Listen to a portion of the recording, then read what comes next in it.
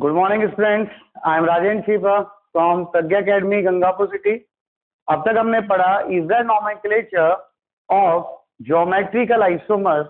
अब हम पढ़ेंगे किसी मॉलिक्यूल में यदि मल्टीपल बॉन्ड एक से ज्यादा प्रेजेंट, डबल बॉन्ड प्रेजेंट है, रिंग प्रेजेंट है, then how many geometrical isomers of this molecule is form. तो उन नंबर ऑफ ज्योमेट्रिकल आइसोमर्स को हम कैसे कैलकुलेट करेंगे वो हम बात करते हैं। क्लियर है? तो यहाँ पे हम बात करें कैलकुलेट करने के लिए, ये आपको स्केलेटन दे दिया R1 CH double bond CH CH double bond CH और R2। ये हमने पहला केस ले लिया, R1 is not equal to R2। तो R1 is not equal to R2 का मतलब ये नहीं कि CH3 है और इधर भी CH3 आ गया तो इक्वल हो गया। No, R1 is not equal to R2 का मतलब है यदि मैं इस मॉलिक्यूल को बीच में से काटूं तो ये दो इक्वल भागों में यदि बंटता है तो ये इक्वल है R1 R2, और यदि दो इक्वल पार्ट्स में नहीं बंटता है तो R1 is not equal to R2। मैं यहाँ से जैसे इसको काटा, दो बराबर हिस्सों में यदि बट गया तो R1 इक्वल टू R2 है, और नहीं बटा तो R1 is not equal to R2 है। क्लियर है? ये नहीं R1 को आप CH3 CH मान ले, ऐसा नहीं है। अगर ये दो बराबर हिस्सों में बट रहा है बीच में से काटने पर, तब तो ये वाला केस है R1 इक्वल टू R2, और नहीं आ रहा, दो बराबर भाग नहीं आ रहे हैं, तो वहां पर R1 is not equal to R2। तो पहला केस ले लिया कि if R1 is not equal to R2 then number of geometrical isomers जो होंगे वो 2 टू पावर n होंगे। कितने होंगे? 2 की पावर n होंगे। क्लियर? यहाँ n क्या है? यहाँ n उन डबल बॉन्ड्स की संख्या है जो ज्योमेट्रिकल आइसोमेरिज्म शो करते हैं। मतलब यहाँ पे हमें वही डबल बॉन्ड लेना है, उन डबल बॉन्डों को लेना है जिनमें डबल बॉन्डेड कार्बन से जुड़े हुए दोनों ग्रुप डिफरेंट हो। मतलब A is not equal to B। Clear? हमें उसको नहीं लेना जिसमें दोनों डबल बॉन्डेड कार्बन से दोनों समान ग्रुप जुड़े हुए हो इस तरह से, तो ये डबल बॉन्ड नहीं लेना। क्लियर है? हमें क्या लेना है? जिससे ऐसा डबल बॉन्ड लेना है जिससे जुड़े हुए दोनों ग्रुप क्या हो? डिफरेंट हो, A is not equal to B हो। क्लियर है? हमें वो डबल बॉन्ड लेना है। कोई कंफ्यूजन है तो आप बताइए। क्लियर? तो हमने ये डबल बॉन्ड ले लिया। क्लियर है भाई? उसके बाद हमें कौन सा डबल बॉन्ड नहीं लेना? जैसे ये आया आपके CH2 या C, दो ग्रुप सेम आ गए CH3 तो ये वाला डबल बॉन्ड हमें इंक्लूड नहीं करना n में। हमें वो डबल बॉन्ड इंक्लूड करना है जिसपे डबल बॉन्डेड कार्बन से जुड़े हुए दोनों ग्रुप डिफरेंट हो। क्लियर? फिर हमें रिंग लेनी है। ठीक, तो रिंग में जो डबल बॉन्ड है वो 8 कार्बन से कम में, आप जानते हैं 8 कार्बन से कम वाली रिंग में ज्योमेट्रिकल आइसोमेरिज्म शो नहीं करता। तो जो 8 कार्बन से कम वाली रिंग में डबल बॉन्ड है वो ज्योमेट्रिकल आइसोमेरिज्म शो नहीं करेगा, तो यहाँ पर इंक्लूड नहीं होगा। और एक बचा आपके क्या? Di substituted ring. जैसे ये कोई रिंग है और इस पर अगर दो सिंगल बॉन्ड से कोई ग्रुप जुड़े हुए हैं तब आपको एक मानना है n बराबर, ये रिंग जो है वो एक जुड़ेगा है रिंग का। क्लियर है? तो यहाँ पर हमें n की वैल्यू कैसे देखनी है?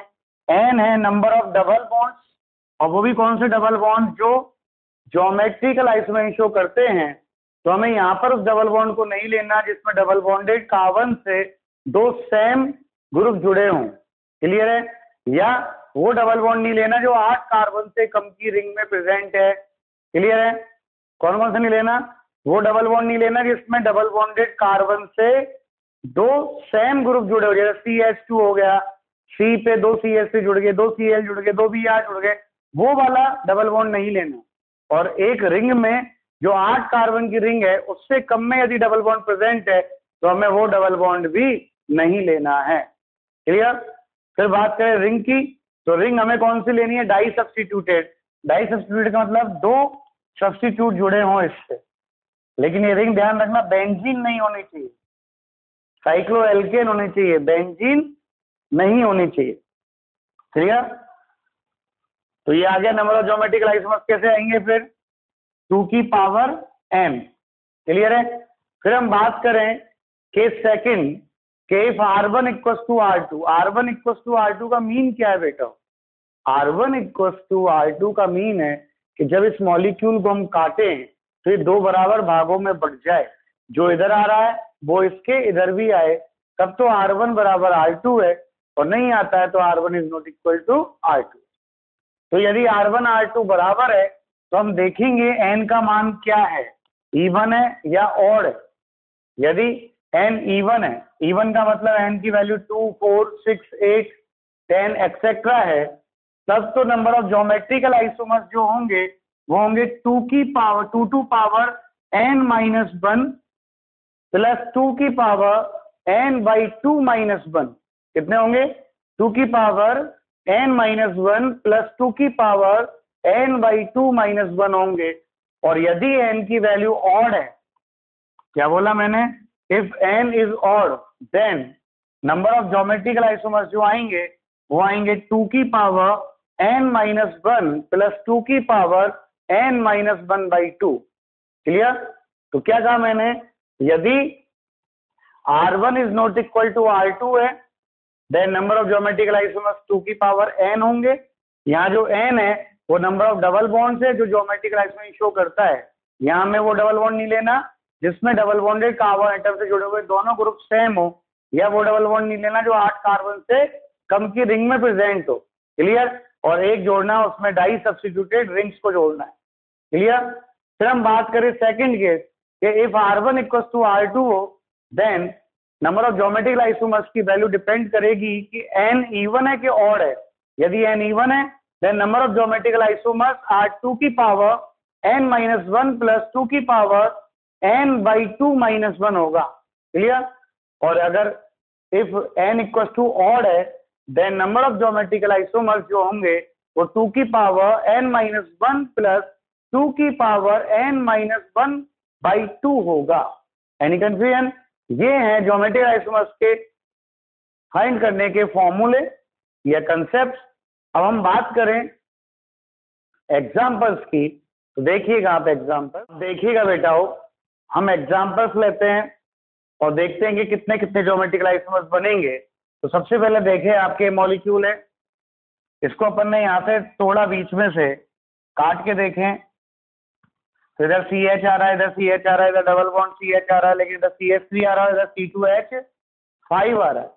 क्लियर है? और इधर C2H5 आ रहा है, इधर CH3 आ रहा है, then R1 is not equal to R2। Case कौन सा है आपके? R1 is not equal to R2। Clear?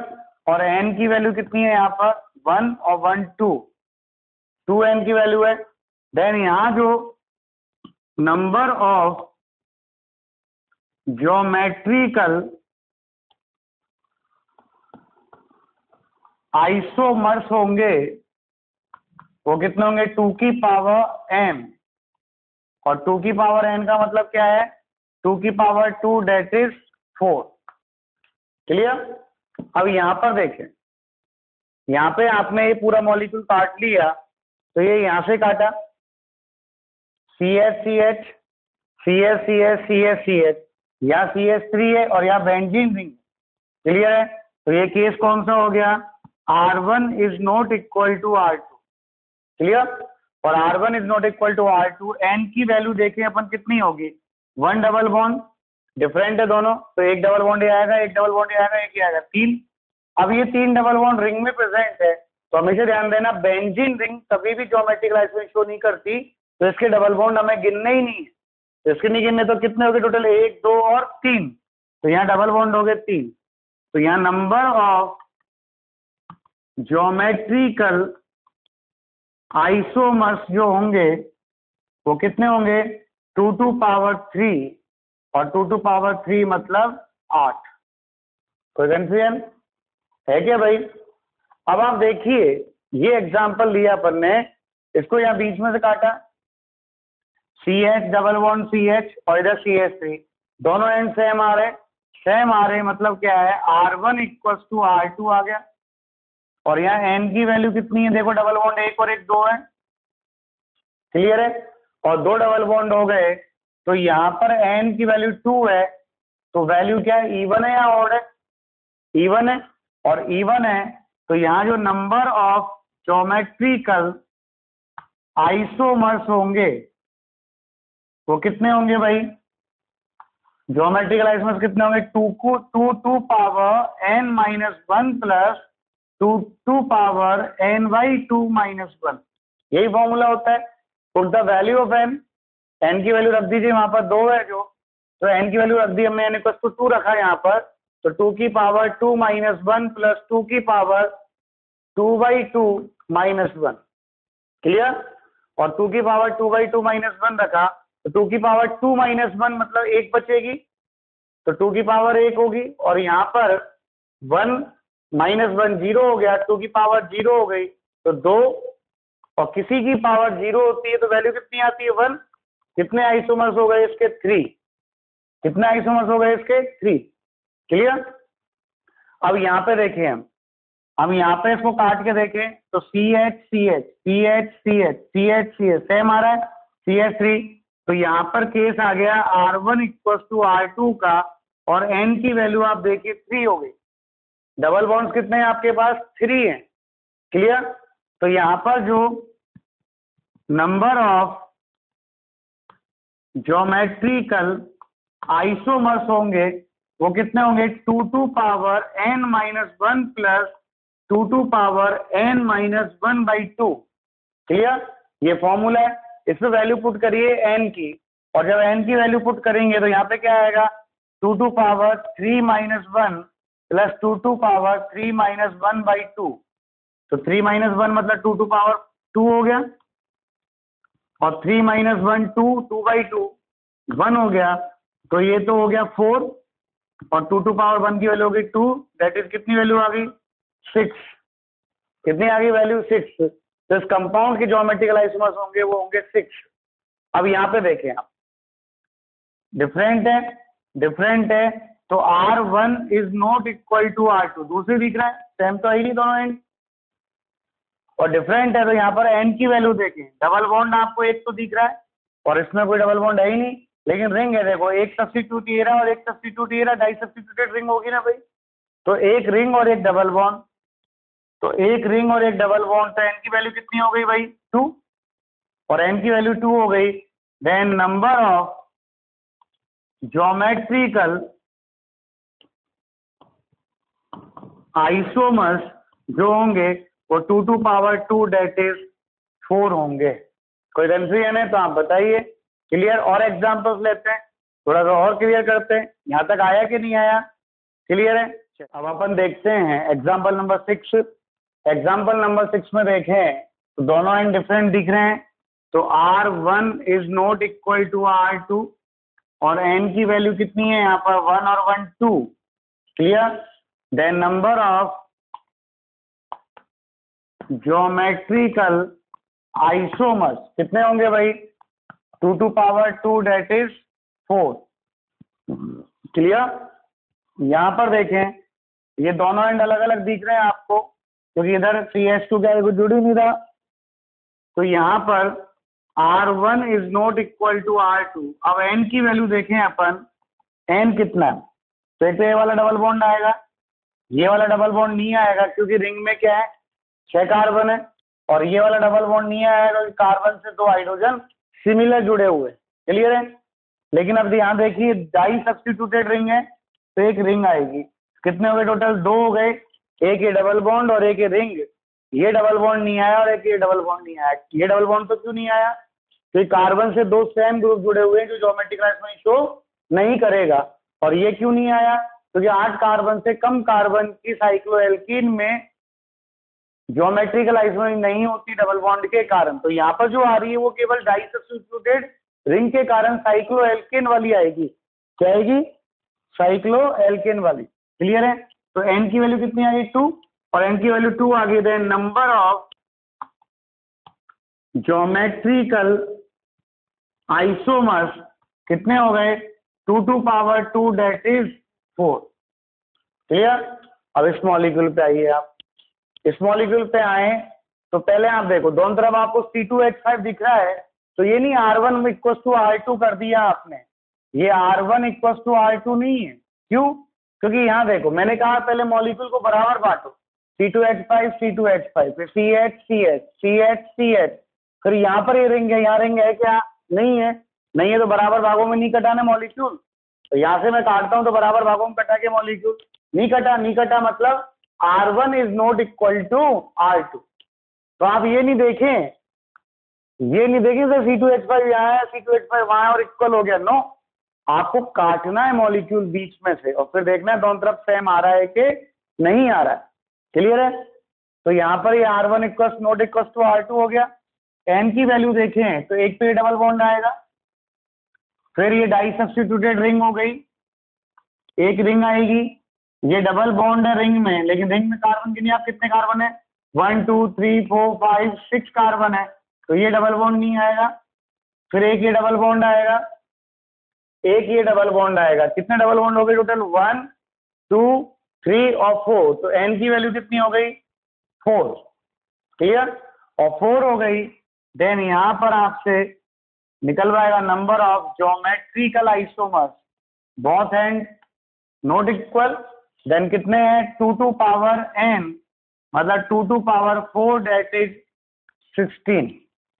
Clear है? तो यहाँ कितने आइसोमर्स बनेंगे, 16। यहाँ देखें, यहाँ पर अपन देखें तो दोनों एंड सिमिलर आ रहे हैं, और दोनों एंड सिमिलर आ रहे हैं तो R1 इक्वल टू R2 आ रहा है। क्लियर? और N की वैल्यू देखो कितनी आएगी, ये डबल बॉन्ड इंक्लूड नहीं होगा क्योंकि कार्बन से दो सेम ग्रुप जुड़े हुए हैं, ये डबल बॉन्ड भी इंक्लूड नहीं होगा क्योंकि कार्बन से दो सेम ग्रुप जुड़े हुए हैं। अब यहाँ पर ये डबल बॉन्ड इंक्लूड होगा, कितना हो गया N की वैल्यू 1, ऑड है। Then number of geometrical isomer कितने होंगे भाई, कितने आएंगे, 2 to power n minus 1 1 minus 1 plus 2 to power odd है तो n minus 1 by 2 1 minus 1 by 2। Clear? तो 2 टू पावर 1 माइनस 1 2 की पावर 0 प्लस 2 की पावर 1 माइनस 1 बाई 2, तो ये 0 आ गया। और किसी की पावर 0 होती है तो वैल्यू 1 होती है, देन वैल्यू कितनी आ गई 2। तो टोटल ज्योमेट्रिकल आइसोमर्स कितने आए, 2। क्लियर है?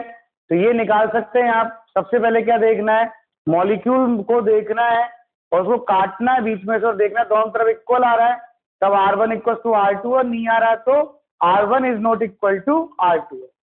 उसके बाद फिर आपको N की वैल्यू फाइंड करनी है, और फिर N की वैल्यू फाइंड करके जो रूल लग रहा है, अगर R1 is not equal to R2 है तो डायरेक्ट 2 टू पावर n लगेगा, और यदि R1 इक्वल टू R2 है देन 2 इवन है तो 2 to power n minus 1 plus 2 to power n by 2 minus 1 लगेगा, और ऑड है तो 2 to power n minus 1 plus 2 to power n minus 1 by 2 लगेगा। कोई दिक्कत है तो आप बताइए, निकाल सकते हैं number of geometrical isomer. Clear? चलिए, तक हमने पढ़ा किसी मॉलिक्यूल में number of geometrical isomers find करना, कि कैसे हम number of geometrical isomers find करेंगे। क्लियर? अब हम पढ़ेंगे ज्योमेट्रिकल आइसोमर्स की फिजिकल प्रॉपर्टीज। तो आप हमेशा ध्यान दीजिएगा, ज्योमेट्रिकल आइसोमर्स जो होते हैं वो दो अलग अलग कंपाउंड्स होते हैं और उनकी फिजिकल प्रॉपर्टी भी डिफरेंट होती है। क्लियर है चीज? जैसे हम बात करें, सबसे पहले हम बात करते हैं physical properties, physical properties of geometrical isomers. Geometrical isomers की हम फिजिकल प्रॉपर्टीज की बात करें तो सबसे पहले हम बात करते हैं डाइपोल मूवमेंट की। अब हमने ये ऐसा वाला ज्योमेट्रिकल आइसोमर ले लिया, C double bond C, Cl, Cl, H और H, ये तो एक तो सिस ले लिया, और ऐसे ही हमने यहाँ पे ले लिया C double bond C, Cl, Cl, H और H, ये ट्रांस वाला ले लिया। अब देखते हैं किसका डाइपोल मोमेंट ज्यादा है और किसका डाइपोल मोमेंट कम है, वो देखेंगे। क्लियर? तो यहाँ देखें, आप जानते हैं क्लोरीन मोर इलेक्ट्रोनेगेटिव है देन कार्बन, तो डाइपोल मोमेंट की डायरेक्शन होगी वो किसकी ओर होगी, क्लोरीन की ओर होगी, और यहाँ पर भी डाइपोल मोमेंट की डायरेक्शन जो होगी वो क्लोरीन की ओर होगी। क्लियर? ये दोनों डायरेक्शन ऊपर जा रही हैं तो रिजल्टेंट डाइपोल मोमेंट इस डायरेक्शन में होगा। इसका मतलब म्यू सिस जो आएगा, सिस आइसोमर का म्यू डाइपोल मोमेंट जो आएगा वो 0 नहीं होगा, कुछ ना कुछ तो आएगा रिजल्टेंट। क्लियर? अब हम ट्रांस की बात करें तो ट्रांस में इसकी डाइपोल मोमेंट की डायरेक्शन क्लोरीन की ओर है और इस वाले की भी क्लोरीन की ओर है, और हाइड्रोजन कार्बन तो लगभग अप्रोक्सीमेटली सेम इलेक्ट्रोनेगेटिव है, तो वहां तो कोई पोलरिटी आएगी नहीं। तो यहाँ पर डाइपोल मोमेंट इस डायरेक्शन में आ रहा है इस बॉन्ड के कारण, और इस बॉन्ड के कारण उस दिशा में आ रहा है, डायरेक्शन में आ रहा है। दोनों डायरेक्शन क्या हो गई? अपोजिट हो गई, और दोनों डायरेक्शन अपोजिट हो गए, दोनों सेम ग्रुप है तो कंप्लीटली कैंसिल होंगे, और कंप्लीटली कैंसिल होंगे तो यहाँ जो म्यू ट्रांस होगा वो म्यू ट्रांस जो आएगा वो कितना आएगा? इक्वल टू 0 आएगा। तो यहाँ पर अपन बात करें डाइपोल मोमेंट जो होता है वो ऐसे सिस आइसोमर का, इस टाइप के जो सिस आइसोमर होते हैं जिनमें कौन से वाले? C double bond C, A B और ए बी प्रकार के में, उनमें सिस आइसोमर का डाइपोल मोमेंट जो होगा वो ट्रांस आइसोमर से ज्यादा होगा। क्लियर है? तो mu cis is greater than to mu trans. Clear? तो ये हो गया आपके डाइपोल मोमेंट इस आइसोमर का। क्लियर है? अब हम बात करें इस आइसोमर का बॉइलिंग पॉइंट की बात करें, ठीक है? तो हमेशा ध्यान रखना बॉइलिंग पॉइंट जो होता है, बॉइलिंग पॉइंट जो होता है, ये बॉइलिंग पॉइंट डाइपोल मोमेंट के डायरेक्टली प्रोपोर्शनल होता है। क्लियर? मतलब जितना ज्यादा मॉलिक्यूल पोलर होगा वहां पर डाइपोल अट्रैक्शन उतना ज्यादा होगा, और डाइपोल अट्रैक्शन जितना ज्यादा होगा उस अट्रैक्शन को तोड़ने के लिए उतनी high amount of energy required होगी, सो बॉइलिंग पॉइंट क्या होगा? इंक्रीज होगा। क्लियर? तो हम यहाँ पे बात करें, हमने कहा कि boiling point is directly proportional to the dipole moment. तो डाइपोल मोमेंट किसका ज्यादा है? सिस का ज्यादा है देन ट्रांस के। तो बॉइलिंग पॉइंट जो होगा वो सिस का ज्यादा होगा, इसका इस टाइप के सिस का ज्यादा होगा देन ट्रांस। क्लियर है? कोई कंफ्यूजन? फिर बॉइलिंग पॉइंट के बाद हम बात करें सॉल्युबिलिटी की। कैसा? सॉल्युबिलिटी क्या होती है? तो आप जानते हैं वाटर में जो सॉल्युबिलिटी होती है वो पोलर मॉलिक्यूल ज्यादा सॉल्युबल होते हैं then non polar molecule. Clear है? Because like dissolve like. तो यहाँ जैसे जैसे डाइपोल मोमेंट की वैल्यू बढ़ती जाएगी उस मॉलिक्यूल की सॉलिडिटी भी बढ़ती जाएगी। तो ये भी क्या होता है? डाइपोल मोमेंट के डायरेक्टली प्रोपोर्शनल होता है। एक बार मैं देख लेता हूं ये दिख रहा है कि नहीं दिख रहा आपको? दिख रहा है? तो डाइपोल मोमेंट के डायरेक्टली प्रोपोर्शनल होती है सॉल्युबिलिटी। तो यहाँ पर भी सॉल्युबिलिटी जो होगी वो सिस की ज्यादा होगी देन ट्रांस के। क्लियर? तो यहाँ पर आप पहले बताइए डाइपोल मोमेंट आया कि नहीं आया? क्लियर है? अब हम बात करें मेल्टिंग पॉइंट की, कि मेल्टिंग पॉइंट किसका ज्यादा होगा और किसका ज्यादा नहीं होगा। तो मेल्टिंग पॉइंट जो होता है बेटा ये मेल्टिंग पॉइंट डिपेंड करता है सिमेट्री पर। इस पर डिपेंड करता है, सिमेट्री पर डिपेंड करता है। तो मेल्टिंग पॉइंट जो डिपेंड करता है वो डिपेंड करता है symmetry of the molecule, symmetry of molecule पर डिपेंड करता है। क्लियर है?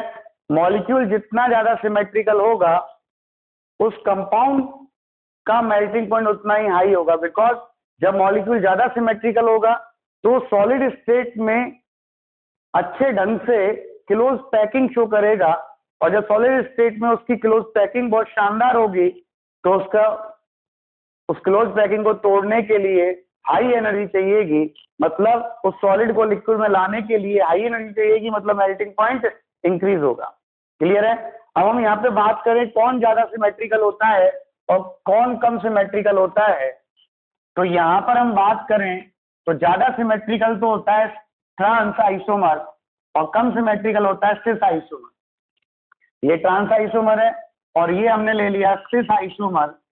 तो सिस आइसोमर थोड़ा सा कम सिमेट्रिकल होता है बजाय किसके, ट्रांस आइसोमर के। तो यहाँ पे हम कहते, देखिएगा यहाँ पर हम बात करें मेल्टिंग पॉइंट की, तो मेल्टिंग पॉइंट डिपेंड करता है मॉलिक्यूल की सिमेट्री पर कि मॉलिक्यूल कितना ज्यादा सिमेट्रिकल है। और आप जानते हैं कि मॉलिक्यूल जितना ज्यादा सिमेट्रिकल होगा उस मॉलिक्यूल की सॉलिड स्टेट में क्लोज पैकिंग उतनी अच्छी होगी। और जब क्लोज पैकिंग सॉलिड स्टेट में अच्छी है तो उस सॉलिड को लिक्विड में कन्वर्ट करने के लिए हमें high amount of energy required होगी, दैट इज मेल्टिंग पॉइंट क्या होगा, इंक्रीज होगा।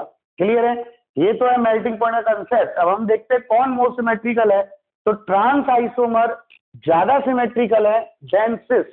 क्लियर, मतलब trans isomer is more symmetrical than cis, so the melting point of trans isomer is more than cis. Any confusion?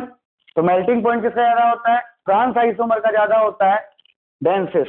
फिर हम बात करें stability की, तो बेटा स्टेबिलिटी भी सिमेट्री के डायरेक्टली प्रोपोर्शनल होती है।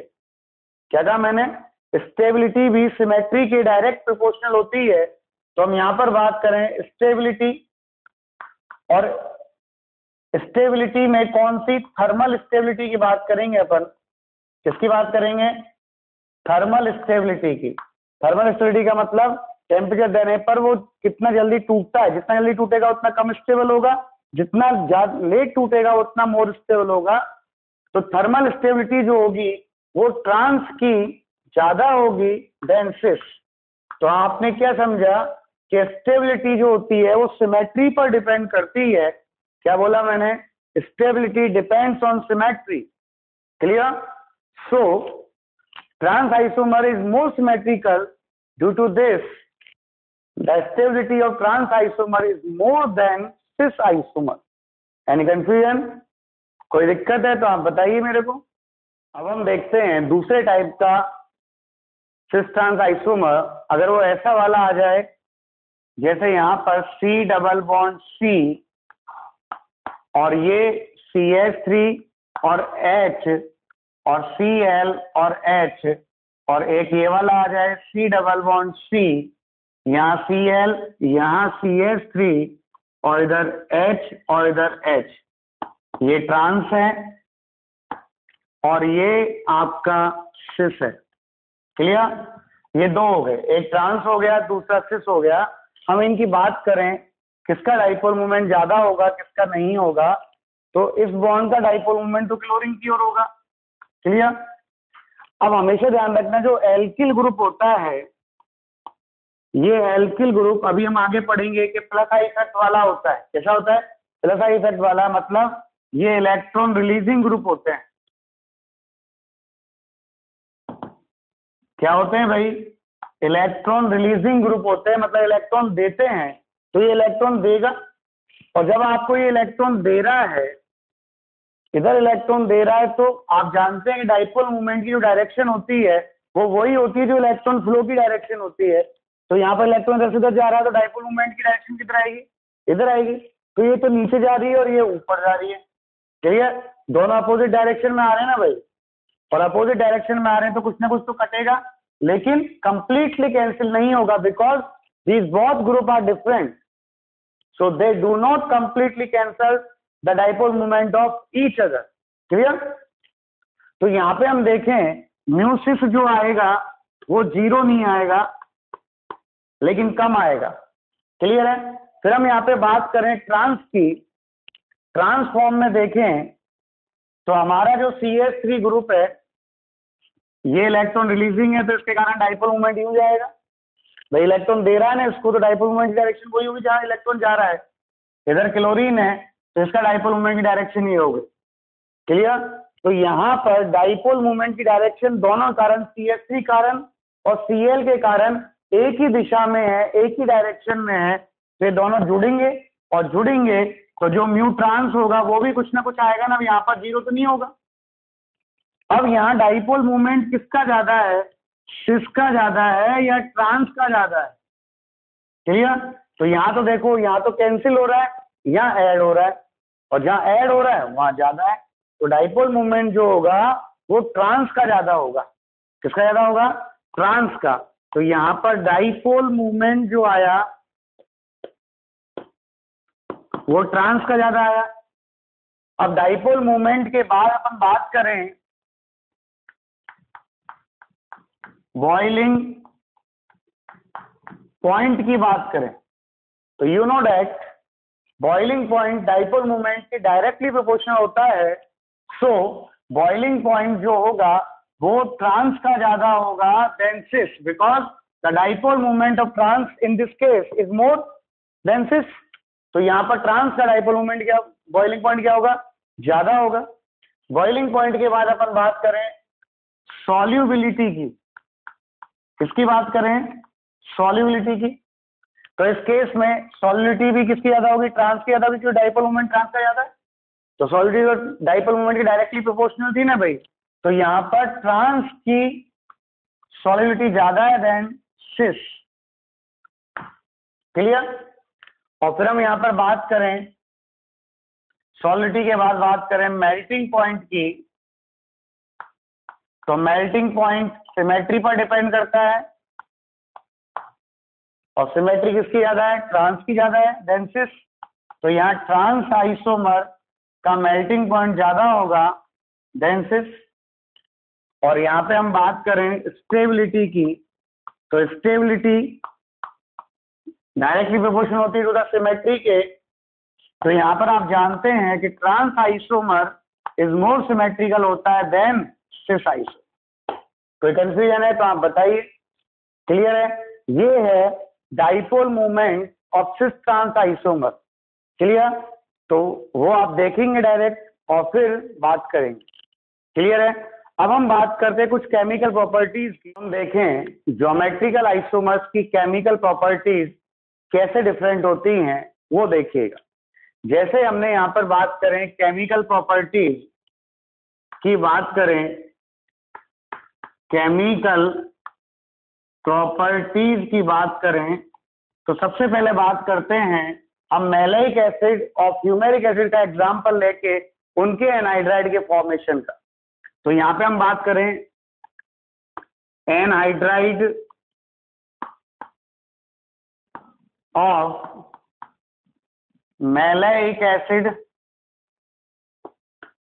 And fumaric acid. हम इन दोनों एसिड के एनहाइड्राइड का फॉर्मेशन देखते हैं। तो formation of anhydride of maleic acid and fumaric acid की हम बात करें तो देखिए ये होता है maleic acid, C double bond C double bond O, OH और H। भाई मैलाइक एसिड क्या होता है, सिस फॉर्म होता है किसका, 1,4-ब्यूटीन 1,4-डाइईन का। क्लियर। ये तो हो गया आपके मैलाइक एसिड। क्या हो गया भाई, मैलाइक एसिड। और एक होता है फ्यूमेरिक एसिड। फ्यूमेरिक एसिड कौन सा फॉर्म है, फ्यूमेरिक एसिड जो है वो ट्रांस फॉर्म है किसका, ब्यूटीन 1,4-डाइओइक एसिड का ट्रांस फॉर्म है। ये ट्रांस फॉर्म हो गया। ये है आपका फ्यूमेरिक एसिड। ओके बेटा। अब यहाँ पे देखिए हम ये सिस फॉर्म है, दोनों COOH ग्रुप एक ही साइड है, और जब हम इनको गर्म करते हैं तो यहाँ से इजीली वाटर मॉलिक्यूल निकल जाएगा, क्योंकि दोनों COOH ग्रुप एक साइड है। और इजीली जब वाटर मॉलिक्यूल निकलेगा तो यहाँ पर जो एनहाइड्राइड बनेगा वो बहुत कम टेम्परेचर पर बनेगा, कितने पर, 140 डिग्री पर ही बन जाएगा। तो यहाँ पर हमने एनहाइड्राइड बनाया तो ये 140 डिग्री पर ही बन गया। क्या एनहाइड्राइड बना, C double bond C, H और C double bond O, C double bond O और दिस। क्लियर। तो इसका नाम क्या है आपके, मैलाइक एनहाइड्राइड। क्लियर। तो आप यहाँ देखिएगा मैलाइक एसिड में दोनों COOH ग्रुप एक ही साइड होने के कारण यहाँ से वाटर मॉलिक्यूल इजीली रिमूव हो गया और इजीली 140 डिग्री सेंटीग्रेड पर मैलाइक एनहाइड्राइड का फॉर्मेशन हो गया। लेकिन फ्यूमेरिक एसिड में दोनों C ग्रुप एक दूसरे के अपोजिट डायरेक्शन में होने के कारण वहां से वाटर मॉलिक्यूल का रिमूवल बहुत डिफिकल्ट होता है, तो इससे जो एनहाइड्राइड का फॉर्मेशन है वो बहुत डिफिकल्ट होगा और वो लगभग 275 डिग्री सेंटीग्रेड पर होगा। क्लियर? ये इफेक्ट पड़ा किसका? सिस ट्रांस आइसोमर का, मतलब ज्योमेट्रिकल आइसोमर होने का। मॉलिक्यूल एक ही कंपाउंड के दो ज्योमेट्रिकल फॉर्म है, एक सिस है एक ट्रांस है।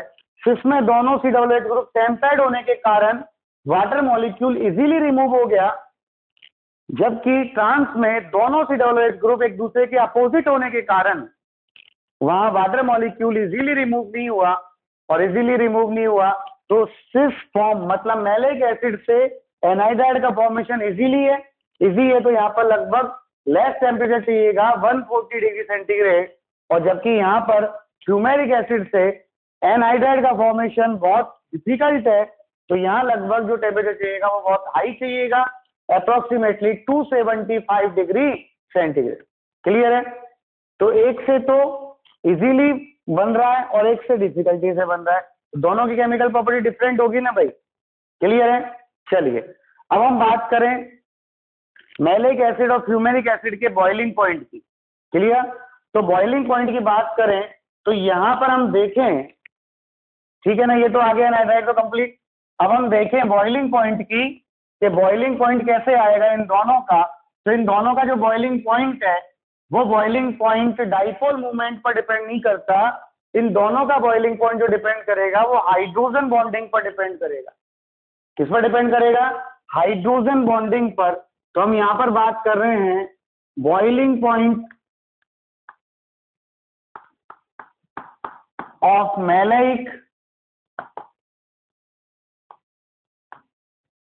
Malic acid and fumaric acid. Okay, तो हम यहां पर बात करें इन दोनों की, तो boiling point of malic acid and fumaric acid, तो जनरली हम क्या कहते हैं कि जो बॉइलिंग पॉइंट होता है वो डाइपोल मूवमेंट के डायरेक्टली प्रोपोर्शनल होता है। बट अगर कहीं पर H बॉन्ड बन रहा होता है तो हम फिर H बॉन्ड को कंसीडर करते हैं। तो यहां पर हम देखें H बॉन्ड की कंडीशंस देखें तो आप जानते हैं कि मैलिक एसिड में कौन सा H बॉन्ड बनता है? मैलिक एसिड में तो बनेगा इंट्रामोलिकुलर H बॉन्ड। कौन सा बनेगा भाई? यहां तो बनेगा इंट्रामोलिक्यूलर H बॉन्ड बनेगा। और जब इंट्रामोलिकुलर H बॉन्ड बनेगा बेटा हो, तो यहां पर आप देखें कि ये तो अकेला ही रह जाएगा ना भाई, एसोसिएशन होगा ही नहीं मॉलिक्यूल्स का, और एसोसिएशन नहीं होगा तो बॉइलिंग पॉइंट कम होगा। जबकि हम यहाँ बात करें तो यहाँ पर जो फ्यूमेरिक एसिड है ये बनाएगा इंटरमोलिकुलर H बॉन्ड। क्या बनाएगा? ये इंटरमोलिकुलर H बॉन्ड बनाएगा। मतलब ऐसे बहुत सारे मॉलिक्यूल्स के साथ एसोसिएट होएगा ना भाई, ये इंटरमोलिकुलर H बॉन्ड। तो ये इंट्रा क्यों नहीं बना रहा? कि अपोजिट डायरेक्शन में तो इंट्रा नहीं बनाता, इंटर बनाता है। और जब ये इंटरमोलिकुलर H बॉन्ड बनाता है तो यहाँ पर जो फ्यूमेरिक एसिड है उसके मॉलिक्यूल्स आपस में एसोसिएशन शो करते हैं, और एसोसिएशन शो करेंगे तो एसोसिएशन को तोड़ने के लिए, उस इंटरमोलिकुलर H बॉन्ड को तोड़ने के लिए high amount of energy required होगी। So the boiling point of fumaric acid is more than malic acid. Clear? तो यहाँ पर जो बॉइलिंग पॉइंट आता है वो बॉइलिंग पॉइंट फ्यूमेरिक एसिड का ज्यादा होता है, फ्यूमेरिक एसिड का ज्यादा होता है बजाय मैलिक एसिड। कोई कंफ्यूजन है? Then tell me. है कि बेटा दिक्कत नहीं है? चलिए, कोई प्रॉब्लम है क्या?